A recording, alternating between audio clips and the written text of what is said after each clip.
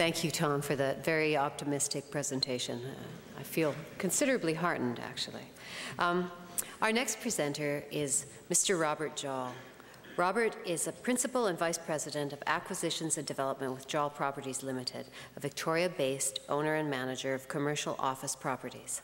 Tonight he's going to be talking to us specifically about the housing and commercial real estate situation. Prior to joining Jall Properties, Robert was an associate with the Blackstone Group, where he was part of the acquisitions team of the Blackstone Real Estate Advisors investment funds. Before that, he worked in the investment banking division of Goldman Sachs and Company. Robert is also a member of the University of Victoria Business Board of Advisors. Robert. Thanks very much.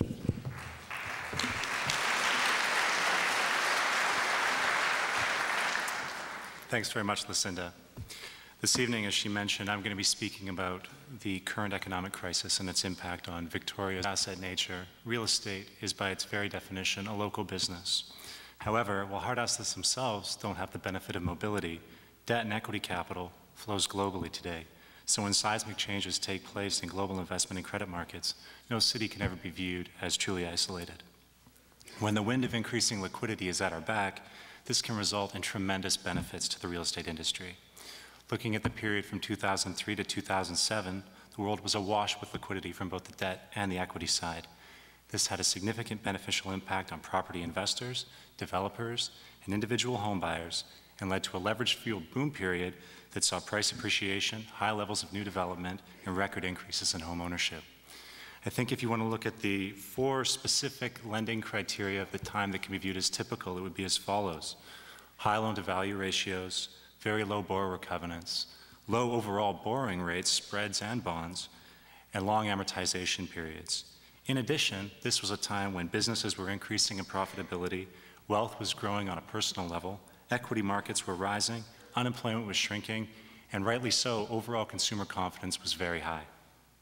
This led to a virtuous circle of sustained high demand for commercial space, investment assets, and residential real estate, and pricing across all asset classes of real estate saw dramatic appreciation.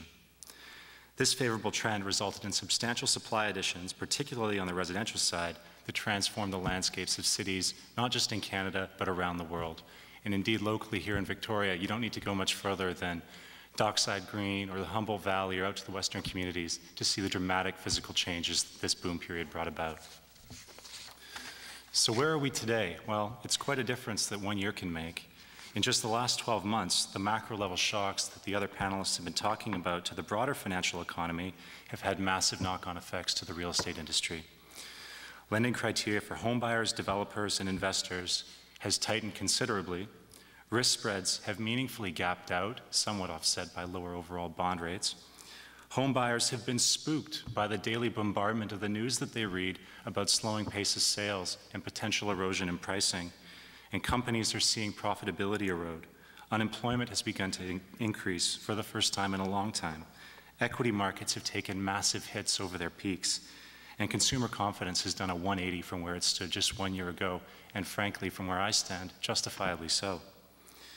In short, many of the factors that underpin the rising real estate values and widespread new construction that took place during the boom years are now moving in the opposite direction. And in doing so, I think present a very material near-term threat to the health of the real estate industry. But what exactly does this mean for Victoria in terms of the real effects? Well, let's start by looking at residential pricing. In looking at the psychology of the average home buyer today, there's a huge amount of trepidation. Individuals are now very cautious in their approach to buying, many thinking that more options in terms of the homes available for selection, or perhaps lower prices may exist just around the corner. In addition, the frenzy of investors in new home sales that gave so much of the rocket fuel to the speculative boom over the last number of years have completely gone home. Understandably, many home buyers are taking the wait-and-see approach, waiting to see what the current market events unfold and what it does to options and pricing. Meanwhile, a good number of Victoria's residential developers are sitting on stocks of unsold inventory, and many legacy purchasers are sitting on units that they had closed on, whether it's condo, townhouse, or single-family homes, and they're more desperate to see the cash return. With construction loans to repay and an eagerness on investors' parts to see cash, the motivation to move product has unquestionably gone up in the last number of months. As a result, the buyer today is in a more favorable negotiating position in both the new and existing residential real estate markets, and as a result, we have an environment where pricing is inevitably going to be impacted. Pricing is moderated year on year in many of Canada's major markets, and while the impact on Victoria has as of yet not appeared to be negative, it is unlikely that pricing in Victoria can escape completely unscathed. It certainly isn't at risk of becoming a Las Vegas or a South Florida or Arizona, where in the US they've seen pricing come off 30, 40, in some cases even more % in a very dramatic short period of time. But with buyers out there thinking they have more options and developers out there and investors out there more inclined to move product, unquestionably the pricing dynamics are altered. Now let's look at the commercial leasing market. I think on the commercial leasing side, Victoria's market dynamics remain comparatively healthy. Office and industrial vacancy rates are at all-time lows, and rental rates have not experienced any downward pressure. In fact, today, year on year, rental rates are up meaningfully over where they stood just 1 year ago. Commercial landlords continue to sign renewals at higher than expiring rates, and tenants remain limited in terms of their options for new space. I think on the part of the commercial real estate industry, though, it would be naive to assume that commercial real estate is insulated from the broader macroeconomic picture, and if that environment remains bleak, or if there's an erosion amongst the confidence of local business owners, it's likely that we'll see owners of businesses thinking twice before they commit to increased rental rates to perhaps upgrade to premier space or to commit substantial funds to tenant improvements. So, with this softening on the demand side of the equation, particularly on the residential side, it's no surprise that we're seeing a pronounced impact take place to the supply side of the equation. In looking at the local construction industry, several projects in Victoria area have now announced plans to halt work and wait for market conditions to improve before proceeding. From my view, this should not be viewed as cause for panic. In fact, just the opposite. I think this should be viewed as developers behaving rationally, and that's encouraging. Due to the higher required levels of equity investment in new developments and higher pre-sales and pre-leasing requirements that developers now face from their financing sources, it's more challenging today to meet the preconditions necessary for project financing. This is encouraging, though, in that the quickest way to make a fragile market worse in the real estate business is to dump new supply online. Projects delaying commencement is a trend that Victoria, like other markets, can expect to see continued in the near term, at least for projects without very well capitalized equity investors or absent sound pre-leasing or pre-sales arrangements. Notwithstanding the stabilizing effects that potentially this limitation on new supply will afford to the market, the unfortunate side effect is a decline in the jobs in the construction industry as the demand for their services erodes. I think if you look at the recent BC job figures, there was roughly 8,000 jobs lost in the previous month that caused the increase in unemployment, and 6,100 or so of those were in the construction industry. So very clearly, that real impact through the construction side is being felt by the real estate economy in British Columbia. So what's the silver lining, or what are any mitigating factors that Victoria will benefit from vis-a-vis other markets? Well, starting with the commercial real estate side, very important and critical is Victoria didn't overbuild in the boom period. In Victoria, only just recently have office rents reached the level that are required to justify new construction. In addition, if you look at land pricing and the rapid escalation of residential valuations during the boom period, it was a far more lucrative option for developers to produce residential. As a result, today's Victoria office rate stands at a very, very healthy, perhaps the healthiest in Canada, 2% vacancy rate, and this lack of space has resulted in a strong underpinning to office rents. Further, stability in local employment due to the government presence and general economic health of the broader Victoria business community versus many other Canadian cities also makes a dramatic fall-off unlikely and suggests lower occupancy volatility going forward.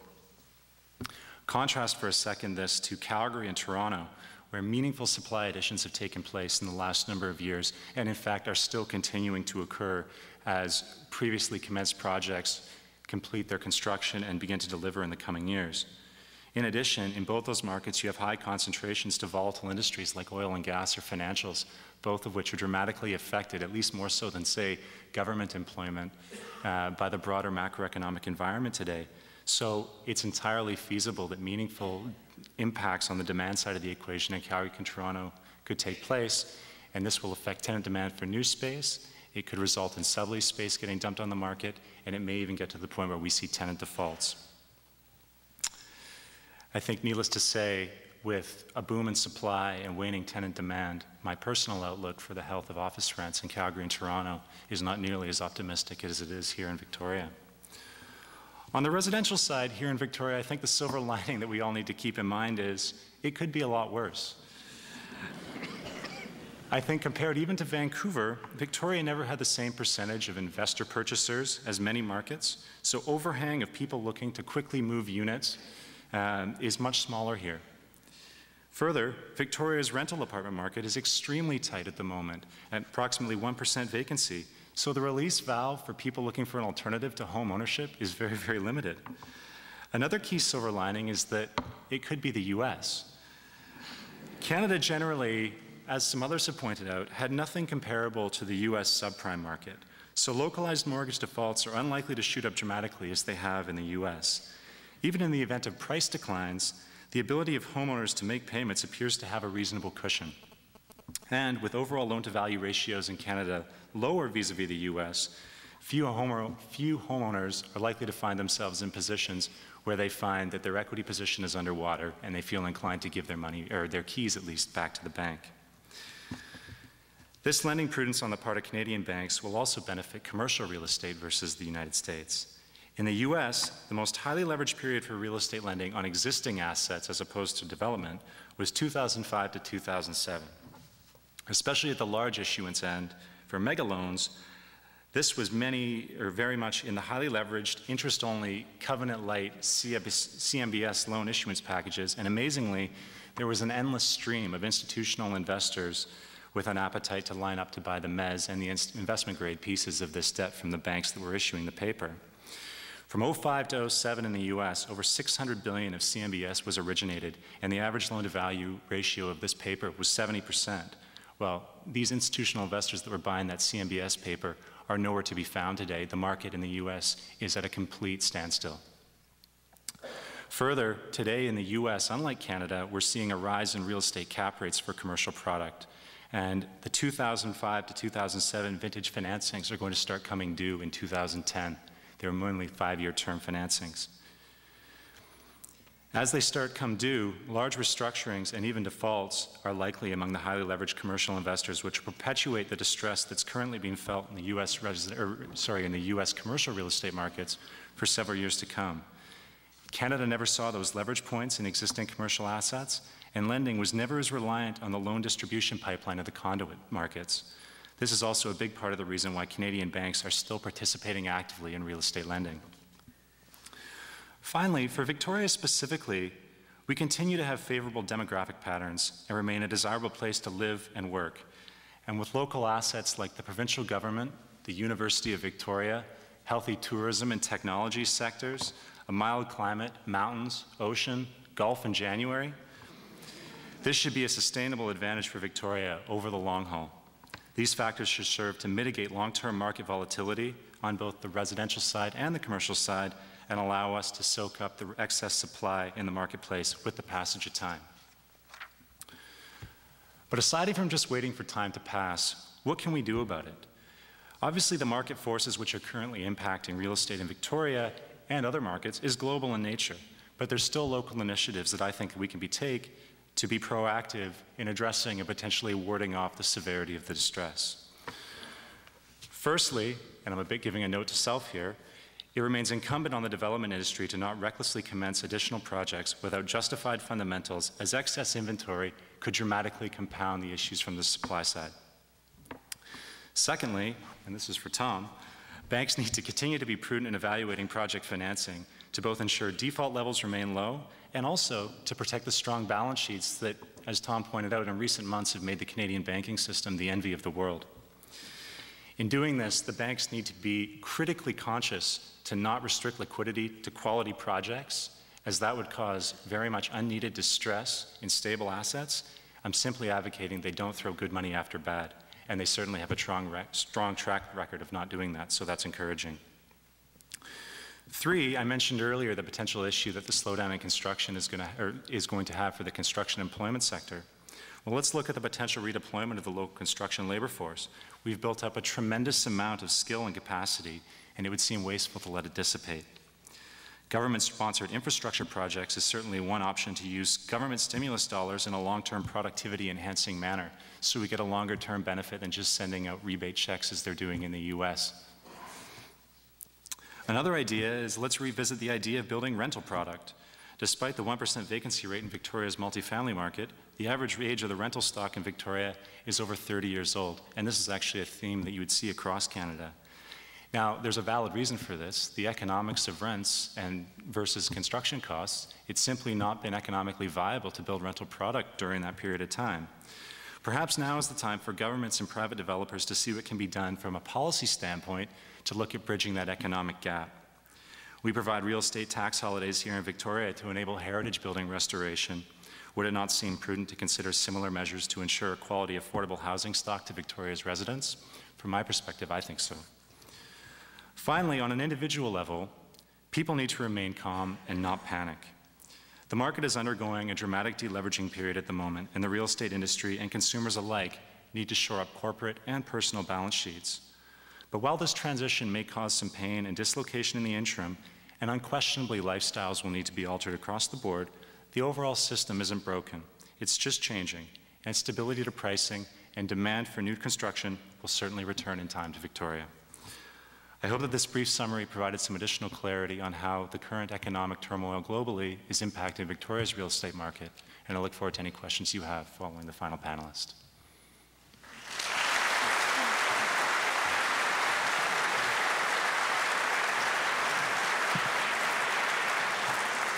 Thank you, Robert, particularly for those constructive and concrete suggestions.